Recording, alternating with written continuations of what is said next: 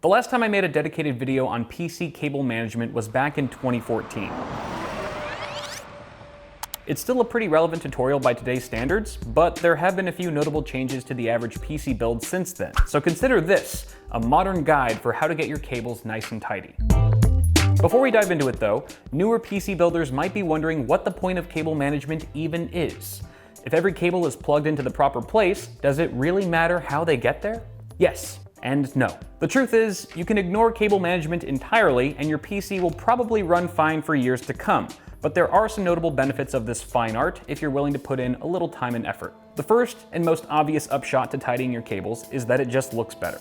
Aesthetics isn't important to everyone, but having a clean system brings out a sense of pride for your build and makes it more presentable to you and any guests you have over. It's kind of like making your bed. Without a frenzy of cables in the way, another arguably more important benefit is improved airflow inside your system, helping to lower the overall temperatures of your PC, which keeps it running at its best. And then there's maintenance. From time to time, you may have to add or remove components, whether you're upgrading, expanding, or replacing hardware. And in that case, it's way less of a headache if all your cables are organized neatly. Bonus points if you're also using labels. So now that I've convinced you that cable management is good and worth doing, you're gonna need a few things. Today's video is brought to you by Slickdeals and their super awesome browser extension. Not only is the extension completely free, guys, but it automatically finds you the best deals on your favorite retail sites to save you the most money possible. And all the deals that it shows you are actually curated by the Slickdeals community, so you only see offers that have been upvoted by other shoppers like you. You go to a retailer's website, click the Slickdeals icon, and bam! You're in Deal City. Population deals. I didn't really know what to expect the very first time I used it, but literally within seconds I was finding all kinds of offers. Like there was a B550 motherboard for 30% off or something like that, where I was like, okay, I don't need that, but that's a really good deal. The extension also automatically adds any site-wide promo codes or coupons at checkout, and it lets you create deal alerts with email and mobile push notifications.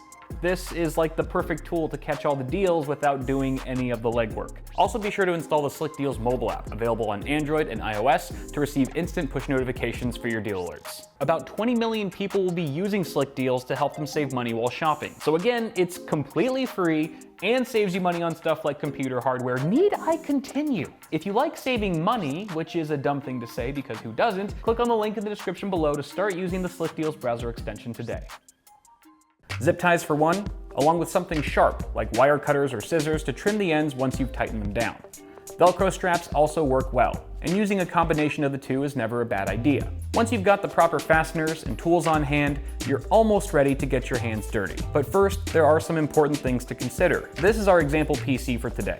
And as you can see, I've already got most of the components installed before running our first cable. The two parts I've left out for now are the graphics card and power supply. If your graphics card is long enough, it could block access to the SATA ports or the front panel headers on your motherboard, so best to leave it out for now. As for the power supply, if you're using a modular or semi-modular unit, figure out which of its included cables you'll need for your build and connect them to the PSU before installing it into your case. This step doesn't apply if you're using a non-modular PSU where all the wires are already fixed to the unit. Okay, power supply installed. We'll circle back to this mess of cables later. If you're using an all-in-one liquid cooler, or AIO, with a radiator and fans that you plan to mount at the front of your case, you can install that from the get-go like I've done here. However, a radiator assembly that you plan to mount at the top of the chassis is best left uninstalled before you start running cables, so you can easily access the connectors at the top of your motherboard and freely route any wires that need to go up there. Notice that I've also removed both the case's side panels and front panel so we can work freely inside the chassis. Lastly, a rule of thumb to keep in mind as you go about the build is that you typically want to route all cables behind the motherboard tray and through the cutout nearest to the connector it's going to. On that note, we're finally ready to get started. From here, we have a few options of which cables to route first, but for the purpose of this guide, we'll start by routing any cables coming from the pump block of our AIO through the nearest cutouts above the motherboard. If your AIO has a USB 2.0 cable, which should now be behind the motherboard tray, pass it through the cutout below your motherboard and plug it into the board's USB 2.0 header. We'll leave the pump block's other cables unplugged for now. Moving on to the power supply, if your case doesn't have a PSU shroud, you'll want to route all of its cables through the large cutout next to the unit. If your case does have a shroud, good job. This step is already done for you. The two PSU cables I like to tackle first are the CPU and the 24-pin ATX cable. Route these through the appropriate cutouts and plug them into the board. Don't worry about how much slack you're giving them just yet. Then connect your SATA power cables to any 2.5-inch or 3.5-inch drives that you have installed at the bottom of your case. Most SATA power cables have multiple connectors per cable, so if your drives are close enough together, you can probably wire them up with a single cable. If you have any additional SATA devices like your AIO or an RGB controller, you can wire those up now too. Next, locate your front panel connectors, which in most cases are already located behind the motherboard tray. Pass them through the most optimal cutouts below or on the side of your motherboard, depending on your board's layout, and wire them up. Then make a note of where each of your fan headers are located on the motherboard and decide the optimal headers to use for each fan based on their position. Route all your fan cables through their nearest cutouts and back through the motherboard tray before plugging them in. Cases that have a built-in fan controller behind the motherboard simplify this process, allowing you to route most, if not all, the fan cables to a single location. If your AIO has a pump cable, you can connect it to any fan header on the motherboard, your fan controller, or preferably a dedicated pump header if your board has one. If you're using an air cooler, you'll want to connect its heatsink fan to the CPU fan header on your motherboard, which should be labeled on the PCB, but check the motherboard manual if you need to. Air coolers with multiple fans usually come with a splitter, so you can connect all of them to that single header.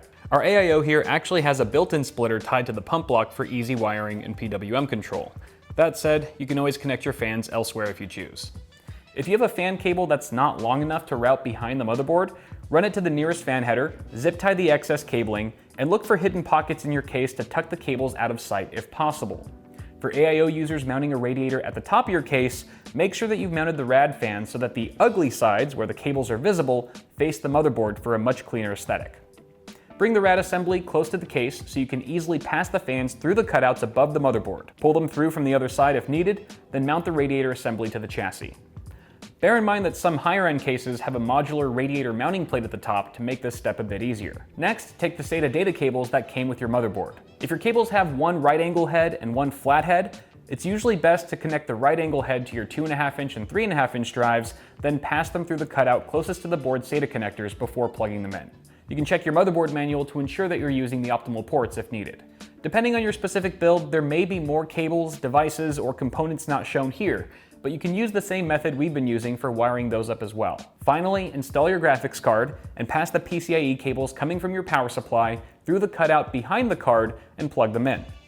Most users route these cables below the GPU, but you can route them from above if you prefer. It's also worth noting that some cases with PSU shrouds have a dedicated cutout for GPU cables for a cleaner look. Give the cables your desired level of slack and zip tie any unused connector pins to keep them from flopping about. You can also fasten your GPU cables together if you're so inclined. At this point, you should have everything connected and a wad of cable mayhem behind your motherboard that's ready for some serious organization. Start to lightly pull the cables apart so you can see where they're running to and from. You'll notice that some cables run in a more similar direction than others, which means they'll group well together with a zip tie or Velcro strap. Almost all modern cases have a number of tie-down points to loop a zip tie through and fasten the cables to the chassis. After figuring out which cables group best together, strap them to the tie-down points using zip ties while trying your best not to overlap too many cables. A little crossover here and there is fine, but the goal is to keep things as flat against the case as possible. If you're lucky, your case might even have built-in Velcro straps or cable channels to aid in the process. As you're cinching things down, be mindful of how much slack you're allowing on the other side of the case. The cables on this side should be taut, but not so much that they're straining or pulling on any connectors. Now on the back side, it's not uncommon for some cables to be outliers, not fitting with any particular group, and that's okay. A few loose strands isn't the end of the world, just do your best. Where possible, stash any excess cable length under your PSU shroud if you have one. This is considered socially acceptable cheating in the PC world. It may seem like an impossible task at first, but eventually you will start to see things come together as your cable groupings begin to look more like a series of paths and less like mom's spaghetti. Take your time, trust the process, and before you know it, you'll be sliding on that side panel with ease as the PC gods give you a firm nod of approval. Now you can take pride and joy knowing that your PC's cable management totally kicks ass. If you found this video helpful, check out our merch store for one of our Ensemble One desk mats, sporting our in-house design, featuring a glorious array of components with finely detailed printing, stitched edges, and a variety of colors to choose from. We also carry custom tri-blend t-shirts, drinkware, and a variety of other quality items.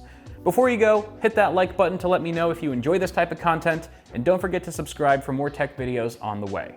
As always guys, thanks for watching, have a good one, and I'll see y'all in the next video.